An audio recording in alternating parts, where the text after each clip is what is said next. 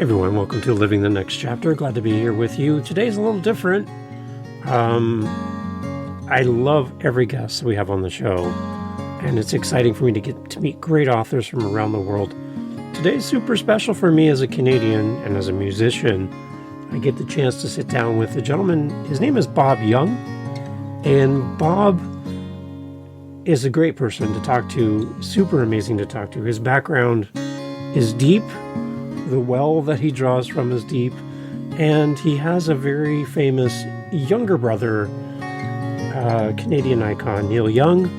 You'll know him from music if you've listened to the radio at all.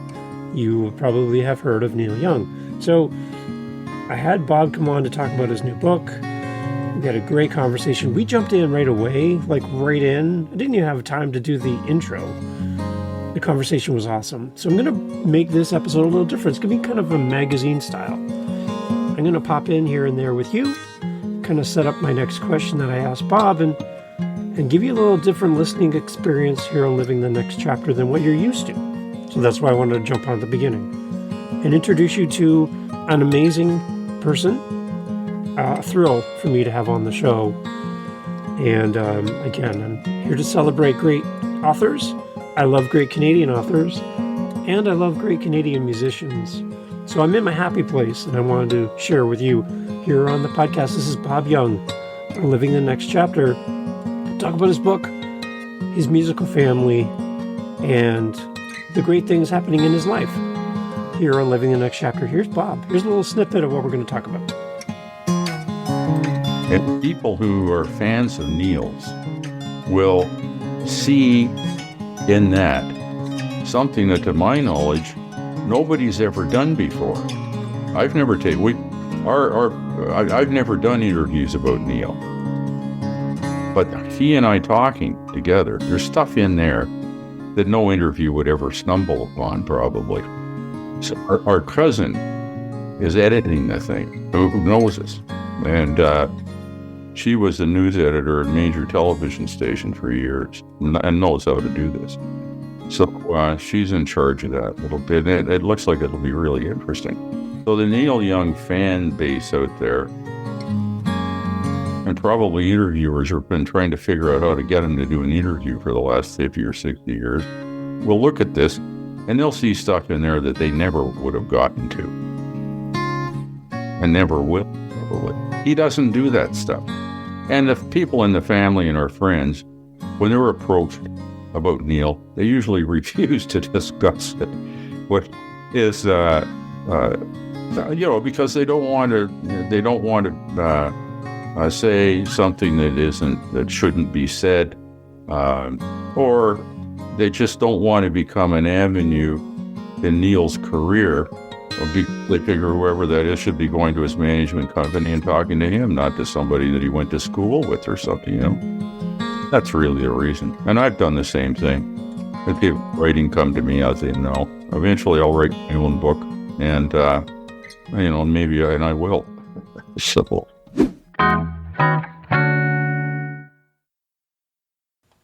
So I had started off asking Bob about a song that he had written along with his brother, and was featured in conjunction with the release of the book, and to get his thoughts about the song and all that. I'll have a link to it in the show notes where you can actually see the band performing. But again, so great to have Bob on to talk about writing music with his brother and all that. So here's Bob talking a little bit about the song that corresponds with the book release here on the podcast. Here we go. Yeah. Well, that song is, as you mentioned it, it's a findable through, I guess it's findable through my website, bobyounggolf.com, but it's on YouTube. Get to it on YouTube. The last time anybody asked me about it, I was in a little pub in Florida a couple of weeks ago, and where did we do it? I think finally ran up the song title, Hey America. That's what the title is. Hey America, Neil Young. And then it went, it might have been connected to Neil Young Archives. So then the YouTube thing came up and it said, "Hey America, Young Bob and the Peterboroughs," which was the name of the band I used when we recorded it. Yeah, and we did it in Peterborough. So 2.5 years ago, actually 2 years ago, last October. Anyhow, now the lyric in that song, if you listen to it, it was relevant when I wrote it. And now, if anything, given what's going on in the United States, especially, it's more relevant. So I think I'm going to call I'll talk to my brother about it and his management company and say, "Hey, I think anybody else would be interested in covering this song?" Because it actually, when I tell people what the lyric are, I watch these guys in this little bar called Moe's Bar in Smyrna Beach, Florida. No relation to Moe Norman.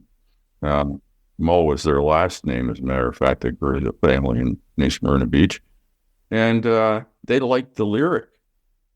And a line in it that says something like, "Hey, America, give love a chance. You're the beacon of freedom. Liberty free." The line, "set liberty free," strikes a harmonic in the mind of a U.S. citizen, especially somebody who's paying attention. And I don't know. We'll see what happens with it. Maybe nothing will happen. But if people started playing, it'd be interesting to see what. I mean, from my perspective, I'd never done a song before. That's it. One song. So I asked Bob a little bit more about the song and how it came to be, and he gave us a little bit more information about the writing process of the song, and here's what his thoughts were. It's in some respects, initially I thought it was sort of like a fluke that I did it, because I saw something on television one day and wrote down I had a couple of lines in mind, and when I picked up my guitar, I discovered I could actually play it. I could, knew the chords, and I could start singing the song. But I had never written a song and sung it from one end to the other. Never done that. So I just kept adding to the lyric, and I kept playing the thing. It's very simple musically, but lyrically it makes sense. So I just kept doing it, and it took me quite a while to figure out how to get it in my mind so that I could pick up the guitar and play the whole song. Now I've got 6, 7, 8 songs, a couple on a piano. Once I figured out the process. So we jump from talking about the song that accompanies the book to the book itself, and Bob talks about his time with Moe Norman, famous golfer, and some of the stories that his book includes about this interesting character. And this is what Bob was saying. The point here, this book is Mind Golf, about my experience with Moe Norman, who's a famous ball striker in the game, equal to Ben Hogan. I knew him really well. We played together for 40 years and had a private practice area or two in Florida, south of in the Daytona Beach area, near Smyrna Beach also. And places at the odd time, players off the PGA Tour who knew how to find us would show up and watch him hit balls and talk. And that was interesting. Some of those guys, they were really good, but he was better. And I hit probably somewhere maybe in the vicinity of 800,000 to 1 million golf balls with Moe. And we had private practice area where we'd meet and hit 250 or 300 balls every morning. That was just the beginning of the day, but the whole day was golf. It was hooked into it. So he had such a thorough grasp of what caused the ball to go from wherever it is to where he wanted to be next. But he didn't have he didn't know how to articulate it. So, but he would tell me everything he could as best he could. So he said things that were, you have to have a quiet mind. And then he said, it's like music. But what he meant was you have to have a quiet mind. Well, if you get into metaphysical discussions, a quiet mind can be a long way into the mind world. There are people living in the Tibetan mountains for centuries they have quiet minds also. Moe's idea of a quiet mind, he didn't let people interfere with his quiet mind. And if that happened, he would disappear and he wouldn't go back to wherever that happened. That was the way he dealt with it. And it worked. But he stayed away from things that didn't meld with his view of the world. I asked Bob how he actually met Moe originally, how this whole relationship started, that the two of them would be so close together. And this is how it all began for Bob and Moe. Well, I played amateur golf tournaments when I was a kid. And was one of the better amateurs in the province of Ontario. And Mo's 10, 12 years older than me. So I'd see him at the tournaments, and he gradually got to know who I was because I was always at the golf tournaments. And then when I joined the Canadian PGA, he had already become a member of it. He basically had no choice.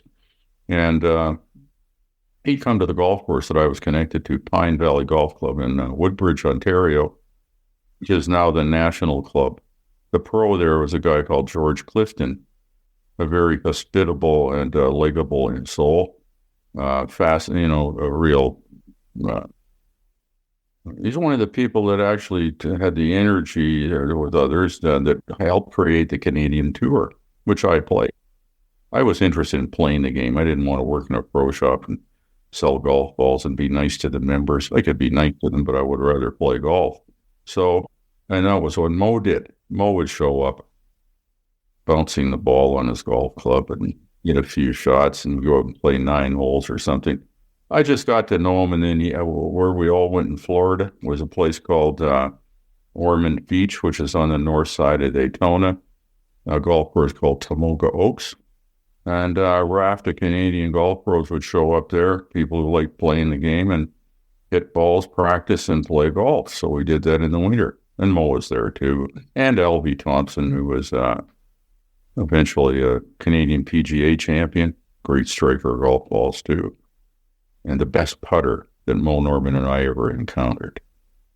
So if you look at my book, the last chapter is called, I think it's The Magic of Putting. Describes what L.B. Thompson told me. Now I have others, I've been in Florida. The weather wasn't very good where I was, so I hit a lot of putts. And it's very interesting doing that. For 3 or 4 months, I did that. And I hit balls too, but I hit a lot of putts. Interesting, the mechanics of putting are very similar to a full shot when you figure out what actually makes it work right. The mental side of it. So Moe was a very unique golfer, and I asked Bob about the technique that Moe used in his golfing, and he kind of broke down a little bit about Moe's approach to golf and gave us a little background into the technique behind how Moe's golf was so successful as a player. This is what he had to say. The technique is described in my book, but basically, you put the ball at the target. It's sitting in front of you. Put it at the target, exactly at the target. Look up in the air, and you'll sense the place where it begins its descent, the apex of the flight. Your mind and eyes come back along that line to where you are, and you feel it. You just keep doing it, and your body will pick up the feeling. You start to make the right moves to get the ball to fly into the image that you've created. So deliver the energy into the image. That's a thing. And then the more energy you know how to tune to, the better the results get.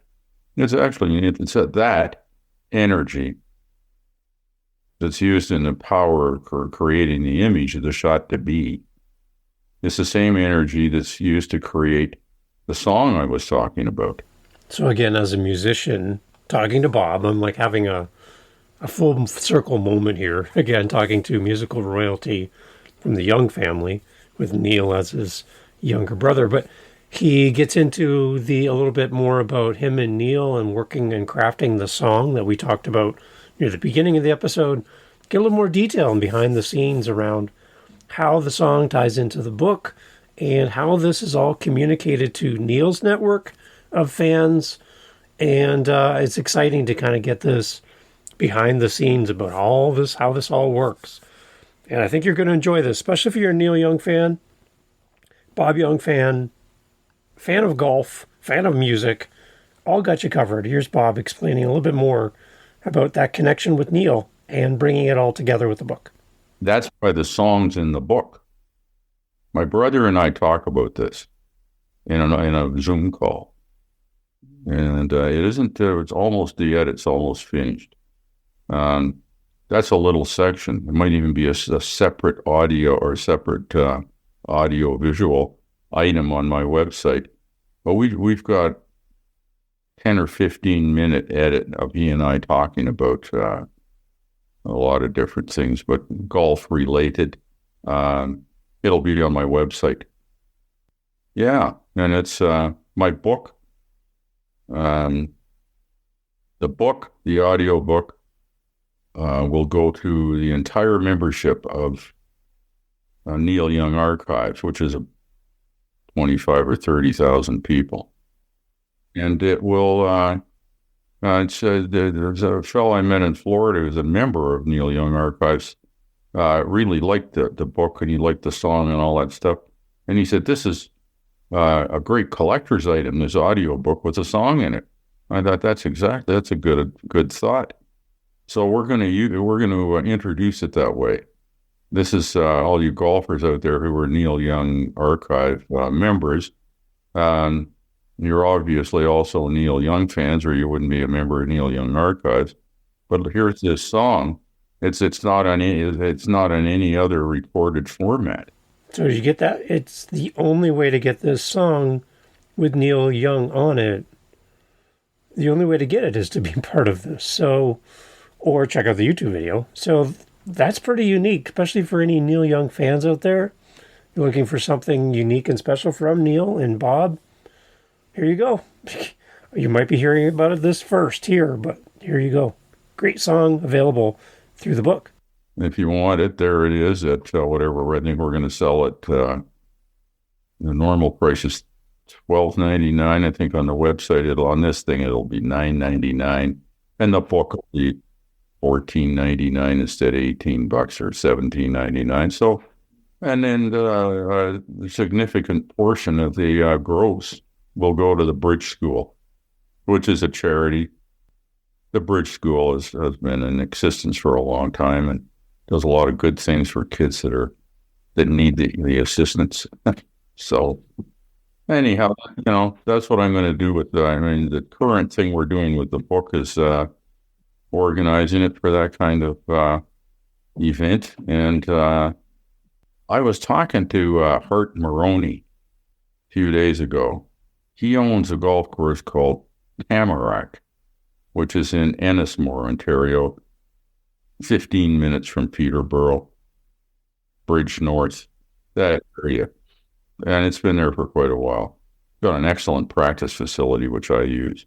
And the golf course itself is good. It's really good, actually. And he said the climate has been, there's no snow. We're starting to see green grass and trees with buds on them. He said, I think we'll be open around early April. And that is early. There's no snow. I live in the Kawartha Lakes area. The road into where I live, it is a dead end road. When you get to the end of it, that's where I am. And they've only plowed it twice this winter. And last winter when I was there were snowbanks 8, 10, 12 feet high, plowed up. I mean, we had snow. The people who lived there said they hadn't seen that much snow for 30 or 40 years. Now there's nothing. And it's really, an early season by the looks of things. So I'll be up there earlier than I thought I'd be. So I was curious, and I asked Bob how long it took to write this book, and this is what he said. Well, I kept notes way back around 1979, 78, 80. I'd write stuff down when it went through my mind so that I have it. And I used to think, maybe some of these days I'll pull all this together and turn it into a book.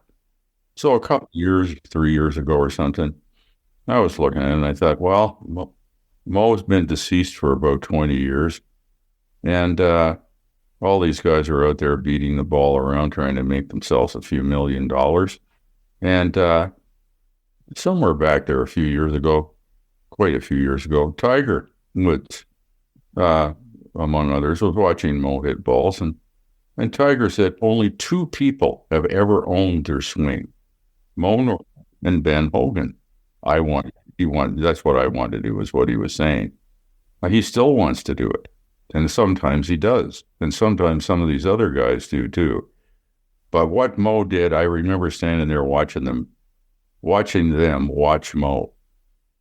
And Scott Simpson, who won a U.S. Open years ago, said to me one day that, Bob, you know how lucky you are to hit balls with Moe. And, I said, I've been doing this for decades. I know what it looks like, exactly what it looks like. He said, it's amazing. He looks at where he wants it to go, hits it, and it goes there. Yeah. I have a little robot that goes around with me. I tell her what I'm thinking. I tell her what I see. I tell my little robot all my hopes and fears. It listens and remembers everything it hears. At first, my little robot followed my command, but after years of training, it's gotten out of hand.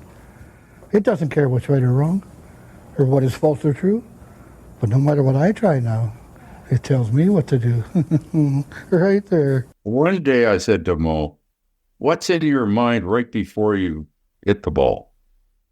He looks at me for a few seconds and finally he says, I said, what do you do right before you hit it? What do you do to, Finally he says, you have to make the chosen line of aim. That was his description. So I thought about that, and I thought you have to make the chosen line of aim. That's where that's where I got the idea. Fine, you're going to make the chosen line of aim, obviously, is where the ball's going to go. It's going to go that way. Well, he could hit it on any trajectory that he wanted to. His chosen line of aim would be connected to where he wanted the ball to wind up. And so what I did was I thought, okay, there's a destination point. It goes a certain distance, and then it goes into free fall. It was out of mulling that over that I came up with the idea of creating the image of the shot to be, which was basically what Moe did. You have to make the chosen line of aim. So I broke it down into, so the components were somebody else could come along and assemble making the chosen line of aim by putting the ball at the destination point, finding the apex mentally. You don't measure anything. You just look up in the air, and what happens is you sense it. Your eyes, you find it, and if you pay attention, you feel it in your body. I feel it in my solar plexus. But at first I didn't even notice that. I just said, "Oh, it's got to go up there to fall here." I was at the practice fairway with Wally Kuchar. His son, Matt, or his nephew, Matt Kuchar, is a very successful PGA Tour player. You might have heard of him. And Wally would come. He knew where Moe and I hit balls. So every once in a while, Wally would show up, and he played the tour too. He actually finished, I think, third or fourth at Doral at a big tournament back in those days that was in Miami. Anyhow, Wally's standing there one day watching me hit 2.5 or 3 wood shots. And they were practically identical. And finally he said, "What are you doing?" And I said, "I'm aiming at that purple weed out there." It's about 230 or 35 yards away. And he said, "Well," he said, "what you're doing is he said that these shots are, carbon copies of one another or worse to that effect." And I said, "I don't know. I'm just looking up in the air and I can see where it's got to get to land on the weed." And after that, I was thinking to myself, I did look up in the air. Then the next time I went out and hit balls, I did the same thing, and I noticed that I felt it. But I was just looking up in the air. My eyes came back to where I was. I had the whole thing in my mind, and I turned away from it and hit the ball. I didn't force it. I just swung the club. Now there are refinements of this that I have, what I was doing this winter in Florida. So I'm going to, when it's warm enough in Canada. I'm in South Carolina right now. Actually, it's a perfect day right now. I just got here. So I'll probably go out there maybe later this afternoon or tomorrow with a friend of mine here and get her machine set up so she can shoot what I'm doing. And record it live, and then if I start doing what I've got in mind, I can talk about it as it's happening. That way it's got a little more spontaneity to it. And given the technology these days, like what we're using, these Zoom calls, this is great. I mean, I'll incorporate it into the next thing I write about golf. I'm going to do an audio book called Cosmic Golf, The Zone, and the Golden Stroke. So it'll have that audio aspect to it. And the website will have the audio visual stuff that I do also. It's my brother and I are having interesting conversations about this because he's got the machinery in place with his archive site, Neil Young Archives, to use stuff like this. The Zoom call that I mentioned a while ago that he and I did, that's being edited, that's going to be interesting to look at. I know I've seen the printed version of it, the transcript, and I remember doing the conversation. So it'll go on my website, but it'll go on his website also. And people who are fans of Neil's will see in that something that, to my knowledge, nobody's ever done before. I've never I've never done interviews about Neil, but he and I talking together, there's stuff in there that no interview would ever stumble upon, probably. So our cousin is editing the thing, who knows us, and she was the news editor at a major television station for years and knows how to do this.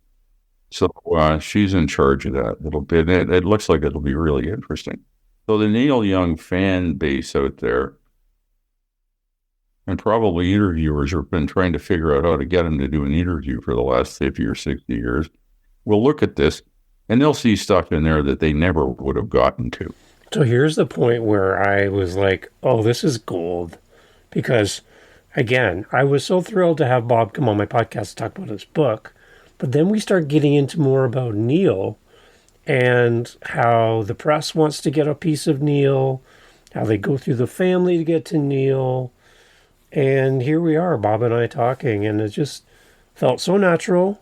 And again, I was so thrilled to have Bob on the podcast. And I'm so glad he went here in the conversation, because I think it gives you behind the scenes about the Young family and everything that happens that you might not understand or see, and maybe the impact of media on a family like Neil Young and Bob Young. And just a little bit of information that I found is really interesting as a host of the podcast.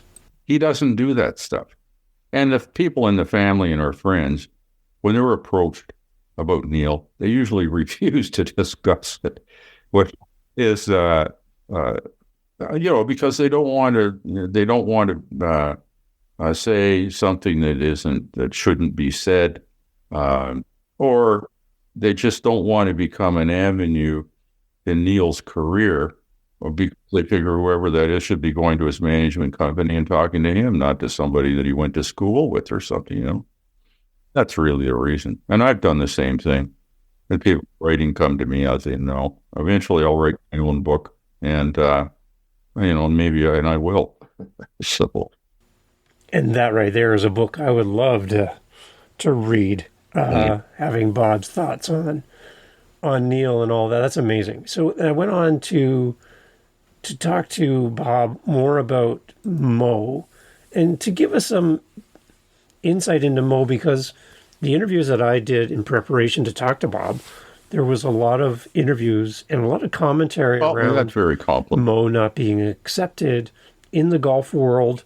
Moe was very different. He was very unique, special, and didn't fit the mold of a typical, air quotes, golfer. And at some points, it seemed like he was a little bit shunned and overlooked, and sad that he didn't fit the mold. So I wanted to get Bob's thoughts on Moe and get a little bit more information, a little insight behind the scenes how he saw Moe, because his relationship with Moe was very special and very unique. And here's what Bob said. That he was essentially ostracized by some, and, it was either I've forgotten whether it was the RCGA or the Ontario Golf Association, went to his place in his family home in Kitchener. They wanted to see all the prizes he'd won. This was when he was an amateur. Well, what they were actually doing was trying to figure out if he'd been selling them. And so eventually, out of that process, they revoked his amateur status. And then he became a member of the Canadian PGA. So, he had to deal with stuff like that happening. He didn't have anything when he was young. He had no money. He used to hitchhike to golf tournaments, and he'd sleep in the sand traps and then win the golf tournament. I heard about it before I got to know him, but I had no problem talking to him at all. And I always treated him as a social equal. I'd have dinner. I invited him to my place in Florida. He stayed at a friend's house all winter, one year in Smyrna Beach. It was good. I mean, and then, along came natural golf and Titleist.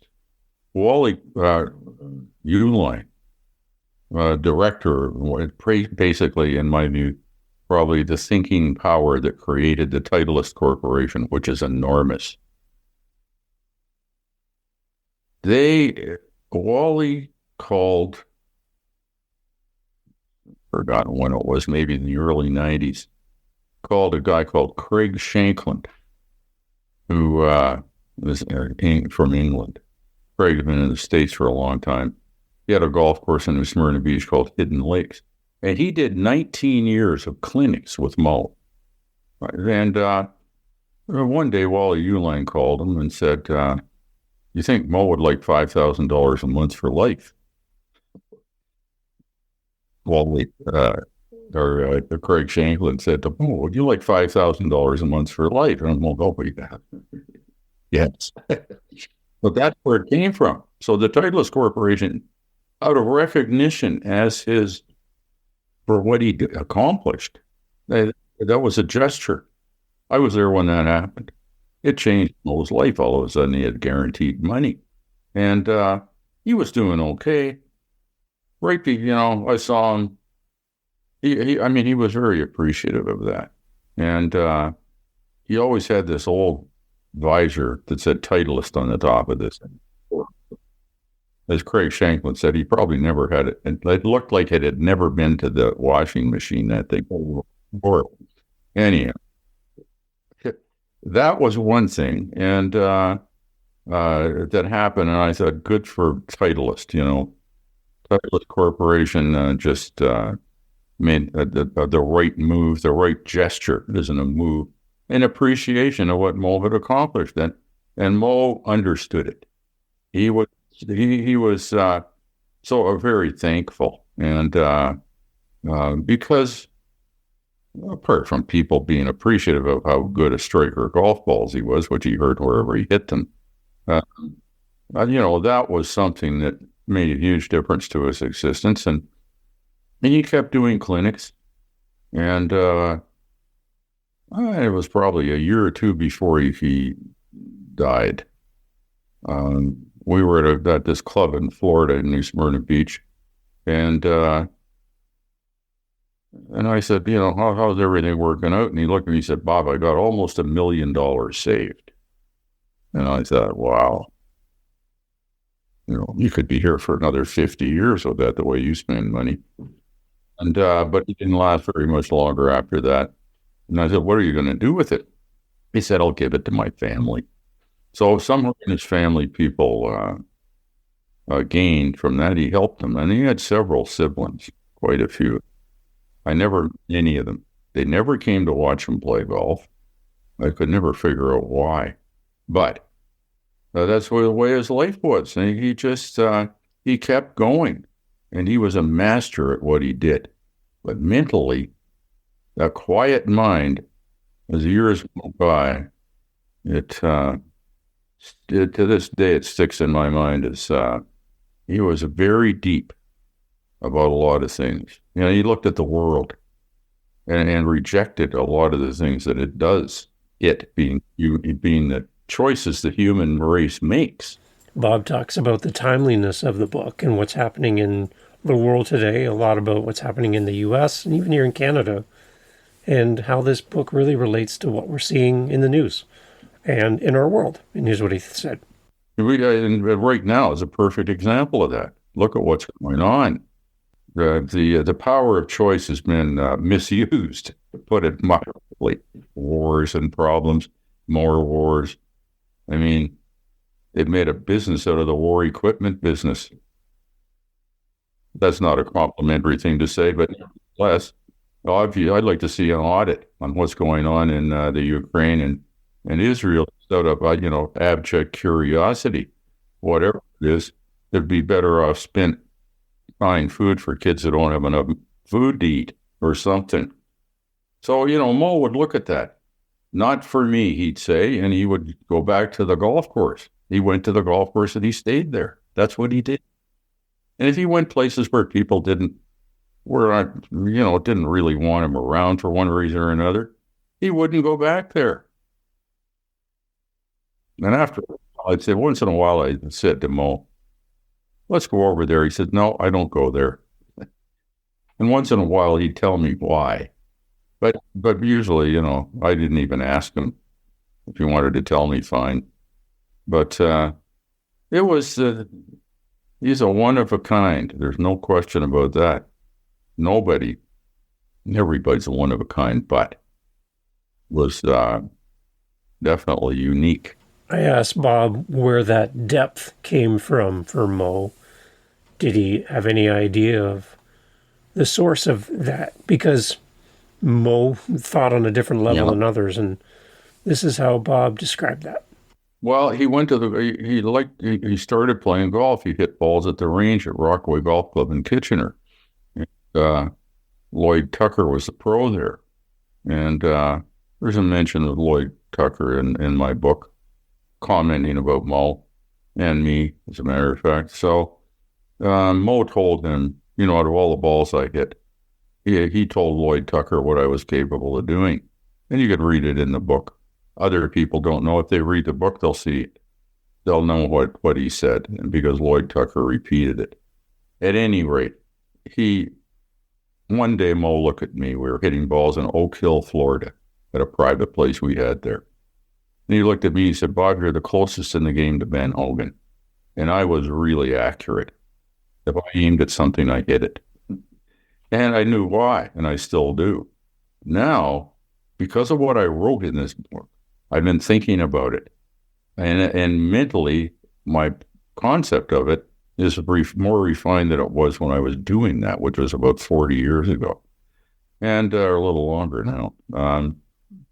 It is, the average golfer goes out there and they're trying to hit the ball and get it from the tee to the green and into the cup as few shots as possible.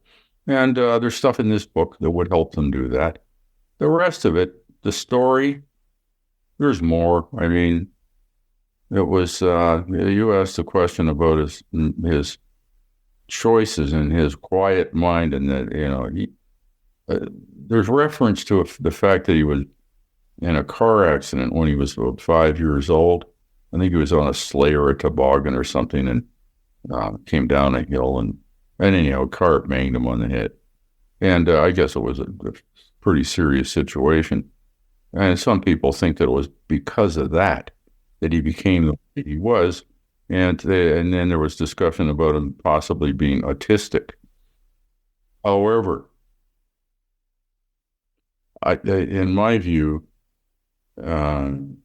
he decided what he wanted to do. He looked at the world, and he went to the golf course, and he liked hitting golf balls. So he just kept hitting them. He didn't want anything to do with the rest of this stuff.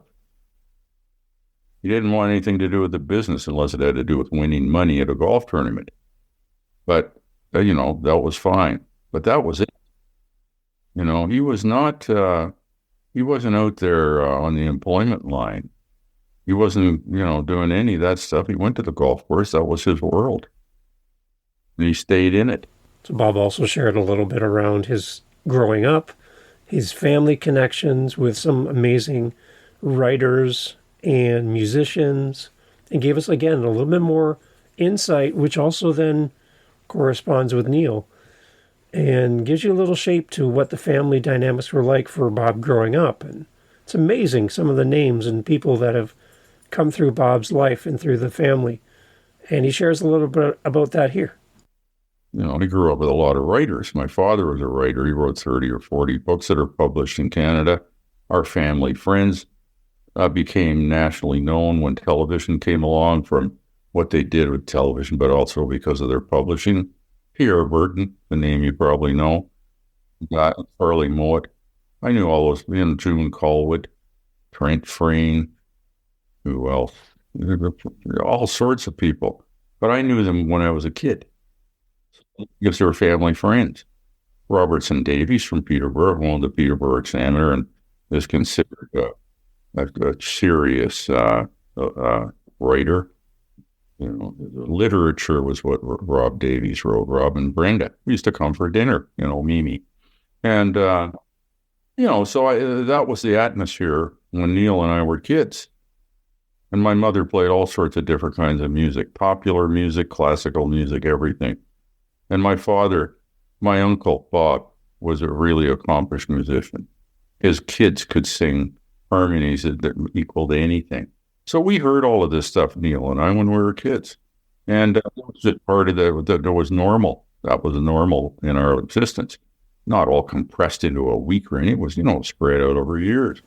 So I asked Bob about some footage I've been watching about Moe, and he would tee off from like Coke bottles, which apparently he drank a lot of Coke, and as well like jumbo-sized teas, and he was very, very good at being showy on the golf course. And again, that didn't go over well with some of the traditional golfers, but I wanted to know what was the source of all that fascination with doing something unique in golf and teeing off on these unique things like a Coke bottle. This is what Bob said.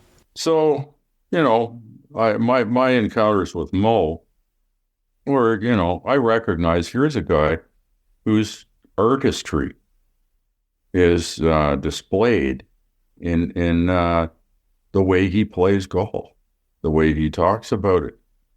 He and I had some really interesting discussions, and right near the end of his life, at that little course in New Smyrna Beach, the municipal club, I explained something that I had encountered myself, hitting balls, and I just came to me. I was hitting balls one day, and I thought, the ball has to get to the apex, and then it falls on the target.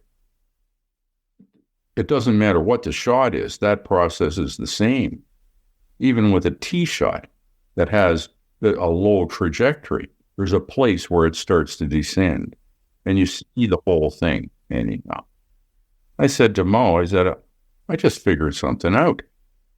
Well, I explained it to him. And he said, what's that? And I said, well, you can find, he was also using what I suggested, which was put the ball at the target, look up the air, find the apex, and your eyes come back along there. You inhale the shot mentally and hit it immediately. Don't stand there and wonder what you're doing. So for some reason, one day I thought, I'm going to balance myself for the apex fall line, because the real target is the apex. So I set my balance up. I could feel it in my feet and legs. I'm turning away the muscles in my left leg on the line of balance up through my left heel were recognizing the apex fall line. So when I turn my left, I'm a right-handed player. When I turn my left in, the muscles on the inside of my leg, what I was feeling was the apex fall line. And in my right leg, I knew where the end of the orbit of the swing was. So the sweet spot of the club, we weren't swinging the club head. We were swinging the sweet spot in the club head. That's what's in the mind. The club's this big that I can see it. The sweet spot, I can feel it. and you revolve. The revolving action constituted a wind-up and release. Imagine the ball stuck on the face of the club, the one that's sitting in front of you, and you're going to sling it into the flight line that you created. So I said to Moe, I'm balancing for the apex fall line. I said, the ball's going further, and it's easier for me. He says, that's very interesting. So away he goes to wherever he would Titusville to the Royal Oak Golf Club, the PGA owned in those days, the CPGA. And a couple of days later, he showed up and he said, I got to show you this. So we went up to the practice fairway with a pail of range balls, which he very seldom hit because they're not as good as, bag full of new Titleists, obviously. But he always hit straight shots from where the ball was straight. What's wrong with straight, he'd say. Nothing's wrong with straight. So that day, he hit a whole range of clubs in the bag, all different trajectories, fades, draws, whatever, with any club he wanted. But he was balanced for the apex fall line of the shot. And then he looked at me and he said, all my life wrong.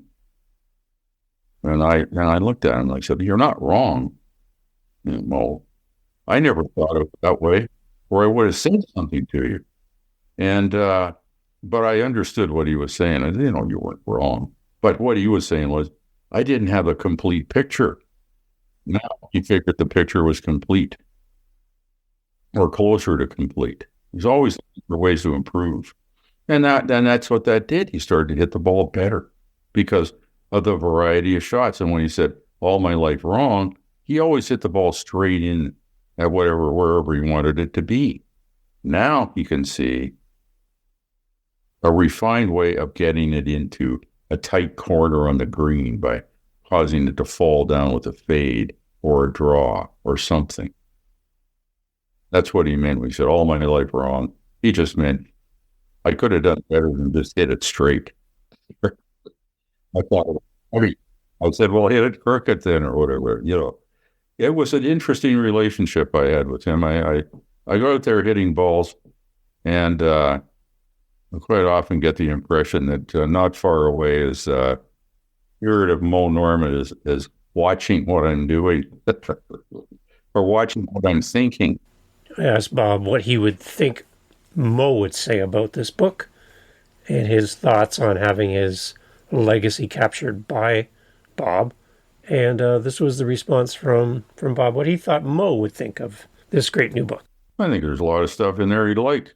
And, some things that haven't been said before, the odd thing here and there about ball striking. I'll get into it further in the next book that I do because there's more. The source of energy, basically. We talked about this is in this book.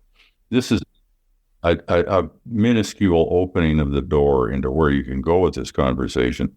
I said to Moe one day, we're using energy. We can feel energy. We set up a shot. You can feel it. That's energy. So for some reason, I said, look at this planet. The place is amazing. It's got mountains, oceans, atmosphere, and a bunch of people wandering around on it, and trees and whatever, fish. Look at the other planets. None of that's apparently there. The sun shines on the Earth. The Earth revolves around the sun. The energy coming from the sun keeps this place going, including you and me. So he's listening to this, wondering where I'm going with this conversation. He said, all right. I said, I'm going to mentally reach down and see if I can mentally tune with the center of the Earth, because some part of this place has got to be connected to the sun, and it's through the sun that this energy is radiated that we're talking about. So that's what I did. So I don't know, sometime later, it came up again, and he said, what's happening with that? And I said, well, I feel lighter on my feet. The colors around me look brighter, and everything seems easier to do. And he was watching what I was doing, hitting golf balls. And I said, that's what I'm doing. I'm doing that.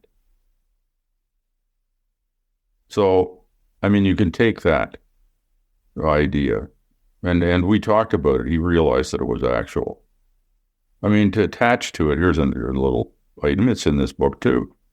We'd say, if you know on the green, if you play golf or if anybody plays, they walk on the green sometimes, they look at a putt and they know they can make it, they hit it and it goes in the cup. Now, what happens when that happens? Every once in a while, there's something happens and the ball goes in the hole. Now, if you can figure out how to recreate that feeling, you can apply it to other things. So we started talking about, if you can do that, and it works, and it did, you should be able to hit the ball into the hole from the fairway. You might as well aim at the cup. That's where you want it to go anyhow. Oh, we started talking about that. He knew that that's what I was trying to do. It didn't matter where the pin was, I aimed at it. And we were playing the ninth hole at Spruce Creek one day, which is outside of Daytona, a little bit in South Daytona. They're called Holly Hill, maybe. At any rate, I hit a 7-iron shot, and I looked at it, I felt it, I hit it, and I knew that it was perfect. And I said to Moe, maybe that could go in, and it did. It landed in the cup. So that was, and other things happened, with accuracy. And he was saying, he was intrigued by it. Every once in a while, he'd look at me and he said, "Nobody knows what you know." Well, I don't know about that, but he said, "They don't know what you know." And I said, "Well, you know all these people in the game. What are they talking about?" He said, "They're not talking about what you talk about. Not what that. They didn't, And that's why none of that stuff is on the recorded stuff that you see on what's his name's channel, Graves, the Graves Golf Academy. There's none of that stuff on there because he never talked about it. If you look at it, you'll see that that's the case. But however, we talked about it. Now, that when you start talking about energy, what I just said goes, mull it over. The sun does shine on the earth, the planet revolves around it, energy flows. And all I was trying to do was tap into the energy so there was more of it. And that's what happened. I could feel something change. But even if you couldn't, that's the sun shines on the earth and the earth revolves around the sun. The energy that we're talking about in the sun and the planets were created. Something causes them to be here. That opens a very big door up.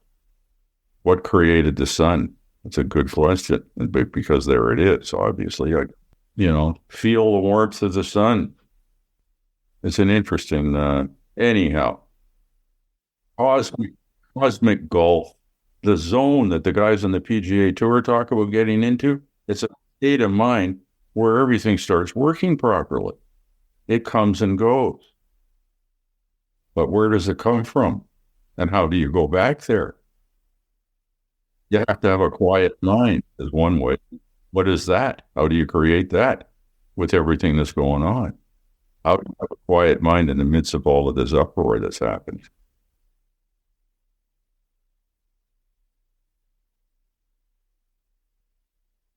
Well, I'm glad I made it. It was touch and go. I wasn't sure. This is a difficult place to get to, the road system, because it was confusing. Anyhow, it's good to speak with you, David. And So I just went on to thank Bob for being on the podcast, thinking this is a great life lesson that we can all apply on the course or off the course. And just thank Bob for the amazing things his family has done for Canadian music and literature and to be the fabric of Canada. Just to thank him and for having him on the show. It was just a joy to have him here with us on the podcast. I also asked Bob what's coming up for him and for Neil and some updates as well, and this is what he said. my brother's going to tour. Check his tour schedule out and get back to me if you want to go to one of the shows, and I'll make sure that you get tickets for it. Hang on, are you hearing this? What? Yeah. They'll be playing Toronto Budweiser stage on May 20th. And then another show, I think it's in Budweiser stage on the 8th of July. But check the schedule out. I've forgotten. There's a lot of shows. So Bob, thank you so much for your kindness to be on the podcast. offering tickets. Wow, what a great bonus. Thank you. I really appreciate you being on the show. Thank you for being on Living the Next Chapter. Congratulations on the book. And looking forward to having you maybe back in the future to talk about more of your writings. And again, thank you so much for being on Living the Next Chapter. Okay, good. Well, I enjoyed it. Thank you. Thank you. Yeah, I will. Everyone, check out all the information in the show notes. Please go support the book, get the song, do it all. And again, Bob, thank you so much for being part of Living the Next Chapter. Really appreciate you. All right, David. Thank you.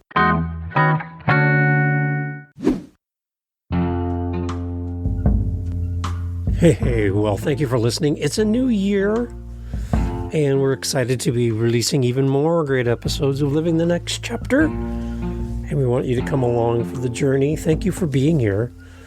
If you know of an author that you would love to have featured on the podcast, an author that you enjoy, an author that brings you that excitement, that you would just love to hear them interviewed on this podcast, I would love to hear your suggestion for a future guest. And what would be a question or two that you would want us to ask them on your behalf? Go to livinginthenextchapter.com. There's a little speak pipe icon there. You can leave me a voice message. Tell me who should be on the show and give me some question ideas. And I'll use your request and reach out to that author and invite them on and give you full credit for the idea. livingthenextchapter.com. Would love to hear your suggestion, and thank you for listening. Catch you on the next episode.